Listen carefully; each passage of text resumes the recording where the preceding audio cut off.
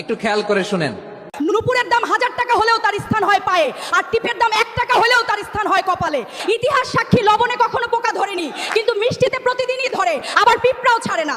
মানুষ সোজা পথে চলতে চায় না, বাঁকা পথেই আগ্রহ বেশি। তাই তো মদ বিক্রেতাকে কোথাও যেতে হয় না, কিন্তু দুধওয়ালাকে বাজারে দাঁড়ে দাঁড়ে ঘুরতে হয়। আমরা সর্বদা দুধ বিক্রেতাকে বলে থাকি, দুধে জল মেশাননি তো, আর মানুষ মদে জল মিশে খায়।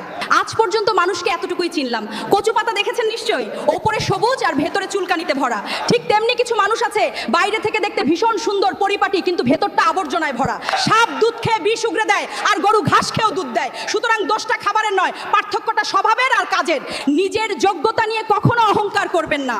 মনে রাখবেন, পাথর কিন্তু নিজের ওজনের জন্যই জলে ডুবে যায়। কি আজব দুনিয়া!